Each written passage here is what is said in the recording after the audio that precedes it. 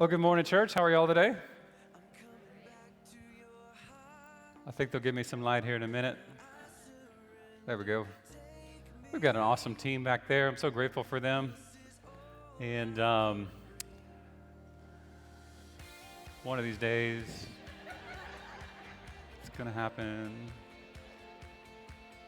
Y'all just pray for them. A couple of them have to listen to me preach 3 times a day, so just keep them in mind. Well, anyways, I'm Rick Ivey. I'm the senior pastor here, and we are glad that you are with us this morning. And I know we probably have a few that stayed up all night to watch the Astros finish it out. And some of y'all made it to church still. And, yep, that was great. 8-1. That looked good. I think they're just doing it so we can sell more tickets in the World Series, but that's just me personally. So. And then we got a number of things coming up, and I hope you'll be a part of them. But we're doing this series called Practice Makes Perfect, and looking at how do we practice our faith. We live in an age and a time where information is so easy to get. You don't have to own every book in order to gain information. We have got such a great gift in the internet, and so much is out there. And then on top of that, we are a people who have been given lessons upon lessons on the Bible, and so we are gifted in so many ways. So how do we practice it? Because information alone, knowledge alone doesn't transform our lives, doesn't help us to grow as disciples of Jesus Christ. It's in the practice. You know, that's the special sauce of growing as a disciple, is practicing, putting it into practice, whether that's in our prayers, in our worship, in our service to other people. We grow and we develop and we gain an understanding of the greatness of God and the greatness of God's riches as we put it into practice. And today we're looking at another passage in the book of 2 Corinthians. And this is one of the letters that Paul wrote. And in this particular passage, he is talking about the practice of giving. And many people don't like that topic, but it's an important one. And in this particular passage, Paul, like we talked about last week, is encouraging a group of early Christians to make a generous gift. And generous may not seem like a large sum of money to you today, but the generosity was based on what they were able to give, not on the amount, but rather their heart and the percentage by which they were giving. You know, Paul told them, even if you have little, then give what you can, right? And so he speaks to them and he says, that's the gift, that's what I want you to do. And he encourages them to make a gift to a church in Jerusalem. Jerusalem's many miles away. Jerusalem is mainly people who are from the Jewish faith that have become Christian. That church there. And then the people that are giving the gift are Gentiles. They didn't grow up Jewish. They didn't always understand the Jewish faith. They didn't always get along with them. And yet Paul is saying, I want you to give this gift. I want you to give it to them as a church so that they can thrive and so that they can prosper. And Paul talks about not only the need for the gift, but he goes on to explain it. And he does it in a beautiful way. If you've got your Bibles, you can open up to 2 Corinthians chapter 9. Or you can bring it up on your phone, however you want to do it. 2 Corinthians chapter 9. And we will look at verse 10. That's where we'll start. And Paul writes to them and he says, the one who supplies seed for planting and bread for eating will supply and multiply your seed and will increase your crop, which is righteousness. You will be made rich in every way so that you can be generous in every way. Such generosity produces thanksgiving to God through us. Your ministry of this service to God's people isn't only fully meeting their needs, but it also multiplying in many expressions and thanksgivings of God. So that's the passage we'll look at. And in it, Paul talks about, well, how does the gospel get multiplied? How does the good news of Jesus Christ multiply? How does generosity multiply? And I was thinking about that this week because earlier this week, I heard a speech in which the speaker was talking about the reality of churches in our country today. And he shared with us, he said, the Methodist Church is in decline. There's Methodist churches closing almost every month now.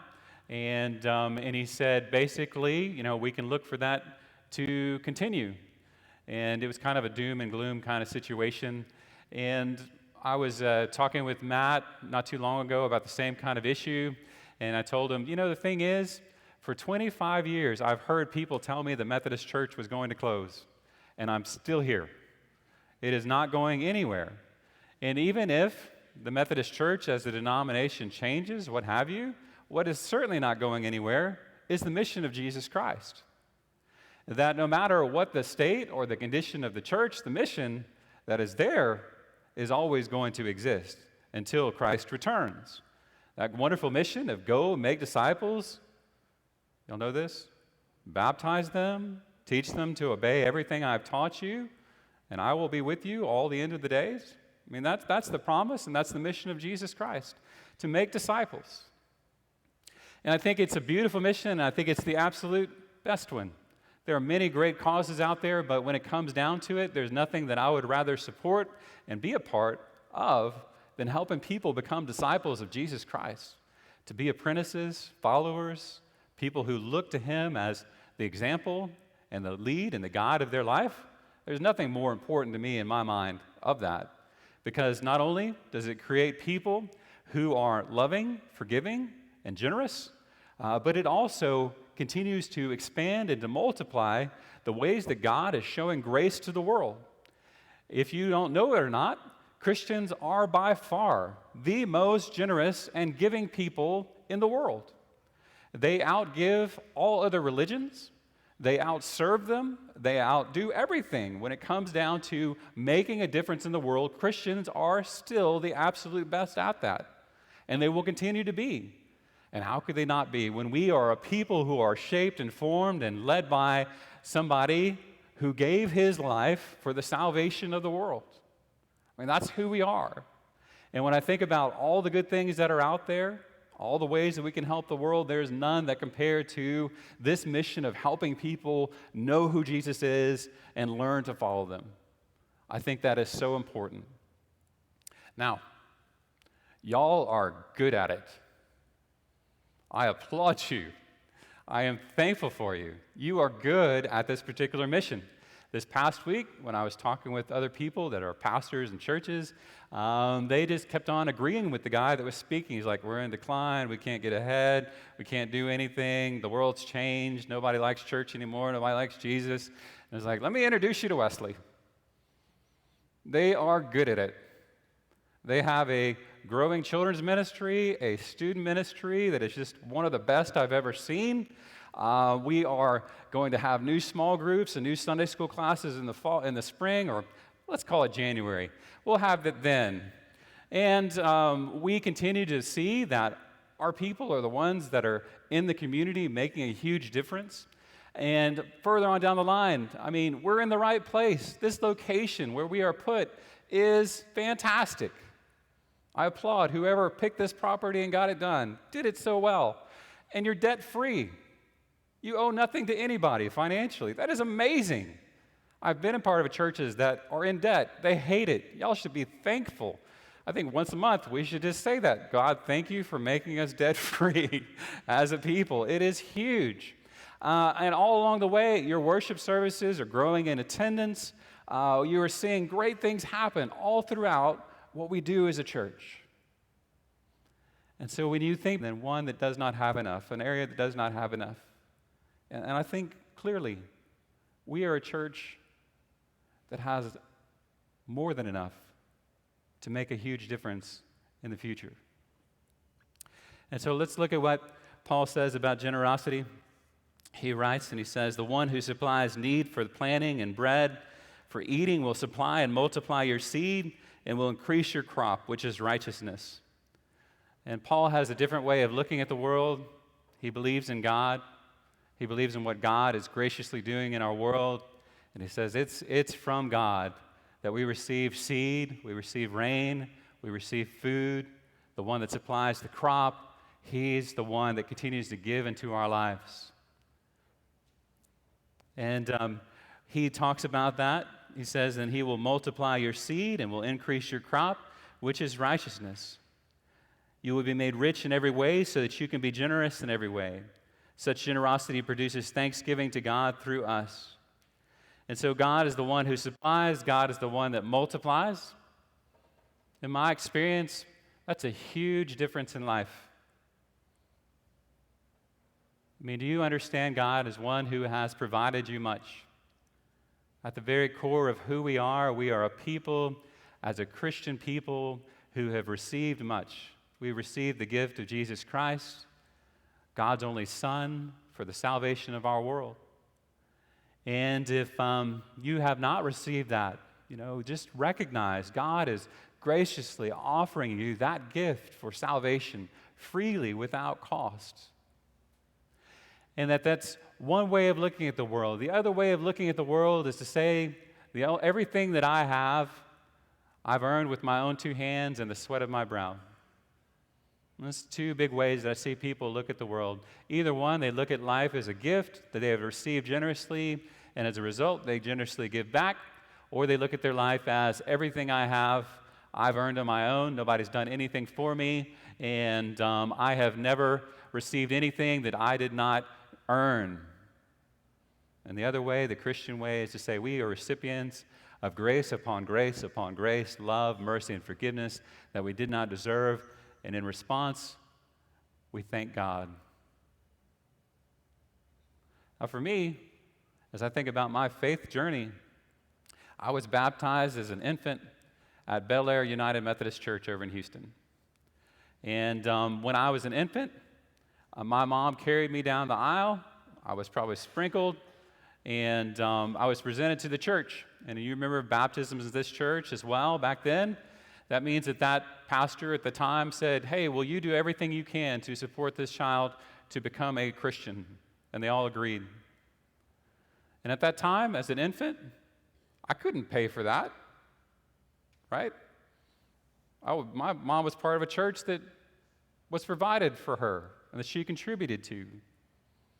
And all along the way in my faith journey, not only did that church keep its promise, but the other churches I grew up in kept that promise as well. It means that when I went to Sunday school class, I didn't have to pay for my lemon cookies and orange drink, right? It was given freely. I didn't have to pay to go to youth ministry when I was going through high school. That all those things were given and offered to me.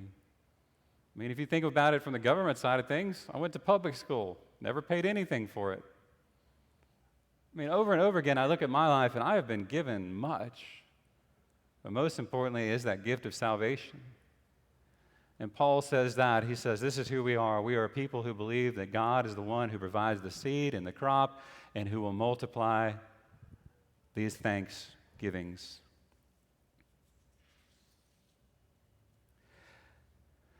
He says, we will supply and multiply your seed and will increase your crop, which is righteousness. Now, as I thought about that, I couldn't resist. I went and got a pumpkin, multiplying seeds. And this will be available for purchase after the 10:30 service, if you still need one. There's still some great ones out there. And I thought about it. I thought, it is just flat out amazing. This grew from one seed, right? And then if you cut it open and you work around all the ooky gooey pumpkin stuff, right? What's inside this? Even more seeds. And within that one seed that grew this pumpkin are enough seeds to grow an entire field and beyond of pumpkins, right? Just on the basis of one seed, one thing is multiplied by God.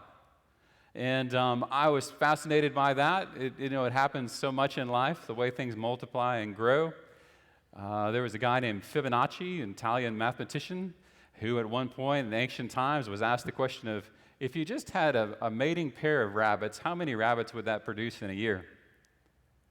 And he worked out an equation. He had to go and get rid of the Roman numerals that he was working with. Can you imagine trying to add things up? I plus I plus I plus Ivey, And he got the Arabic numerals and brought those over, and he said, here's how you do it. And he gave the sequence, And best estimates, so that you're not having to go to your phone, 50 rabbits in a year, assuming they all live, right? About 50.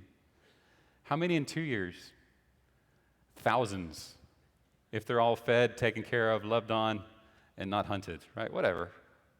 I mean, thousands from just the work of a few. In the same way, when Paul is describing his gift and what it's going to do, he's saying it's going to multiply, it's going to grow. Your thanks of what Jesus Christ has done is multiplied into the thanks of thousands and thousands as the good news of Jesus Christ is shared. Your thanks, when you pray and you give and you serve, is multiplied into the thousands and beyond into the life that we're a part of. Isn't that amazing what God can do? And then to finish it out, when he finishes out the passage, he says, your ministry of this service to God's people isn't only fully meeting their needs, but it's also multiplying in many expressions of thanksgiving to God. And the word that's there, ministry of service, is a fun one. It has a double ring to it, a double meaning. It is like liturgy, and it's basically the work of the people. And it's saying your work as a people, your worship, how you worship, and how you serve is going to be multiplied in the world around you. You know, your praise on Sunday morning, your service on Monday morning, however you do it, is multiplied over time in amazing and profound ways. And as I thought about you as a people and who you are, like I said, you're amazingly generous. You're a powerful church. You're a wonderful church. I love to see what God is doing in it. And thinking about the future as a congregation, one of the things that I think is true as you look for the upcoming years as a congregation in the next 5 years or so, one of the things that I think that we as a people ought to be about is working toward growing other churches. I think that because of who we are, the strength that we have, and the people that we have, one of the things that we should be doing is looking beyond our walls and our location and asking the question of how can we help other churches grow? And that could be that in 5 years we make a donation, a gift, that helps start another church somewhere in another place. It could be that along with that gift, we send some people who relocate, who become leaders in that new church. Or it could be that we look around us and we say, some of the other churches in our area are in need of help. How can we help them become strong? I think that's just part of who you are as a church. And as you look to the future, I think that means that we continue to look as a leadership group and as a people, you as a people, and ask the simple question of how can we make that happen? How could we be in a place 5 years from now where we can be unbelievably generous and help get new churches off the ground? I think that's who we are as a people. And so as we move forward, that's one of the things I'm going to have in mind. As we look forward 5 years from now, that's something I want to really see happen. Hope you do too. A little closer in, as we look at 2 to 3 years from now, 1 to 2 years, I think one of the things we've got to work at is to develop more leaders. We need to develop more leaders as a church. And when I think about leaders, I'm thinking about not only people who can go out and address community needs to help the least of these, poor, imprisoned, sick, homeless, that we send leaders that can make a difference in those situations. But also, we need leaders to lead kids in Sunday school. We need leaders who can help our students. All along the way, I think that's key to who we need to be. Get some younger ones, get some new ones, because we're never going to outgrow a need for more of them.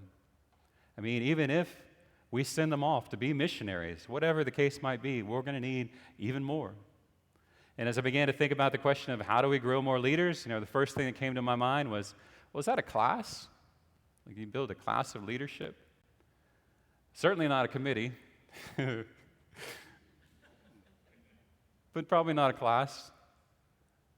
But if you look at the Bible way of doing things, it's more about apprenticeship. Jesus always sent them out two by two people at a time. Always, when he was working together, he talks about people like Timothy, Barnabas, Titus, people that he was mentoring and shepherding. And that's not just a pastor thing. That's everybody here. Whatever thing that you lead, your ministry, your area of life, how could you bring somebody alongside you so they could see how it's done and how they can help? So I think in the next couple of years, that's something we have to focus on as a church. And then in the immediate, sometime next 2 to 3 years, one of the things that I think has to happen is we need to remodel our education building. This building that we're in, from the gym all the way down to the end of the sanctuary, needs to be redone. It's outdated. It's gotten a lot of use. It gets used every week. You would be amazed by the number of people that go through here every week. From our day school to our Sunday school classes to AA to group after group after group, it is used a whole lot. And I really would love to see that remodeled, updated, brought around to a time that we're in right now, and have it be a place where kids feel excited and welcome to learn about who Christ is. So those are the things that I'm looking at. I hope and pray that you will give some thought to how you're going to be a part of that. And just to know, even if it's in a small way, even if in 5 years you've given a small donation, even if in 2 to 3 years you've worked to nurture or encourage a leader to be a part of what they're doing, or however it is, I just want you to know that whatever it is, it will be multiplied by God. And today, you have a way to faithfully step out and see what God can do. What does Paul say about generosity? It brings about thanks in others, changes the world around you. And to do that, one of the things that you can do today is to fill out one of the cards. The ushers are going to distribute the cards. I'm not seeing them moving, so there we go. The ushers are going to distribute the cards, and if you've been around, you've done those before. But what we need from you on the card is your estimated giving for next year. And if you're new to the church, inevitably when we do this, we have somebody who visits, so you can just say, I'll pray for you. Or, hello, Haley, hope you're doing well. She's our financial secretary. She's the only one that reads these things. And so,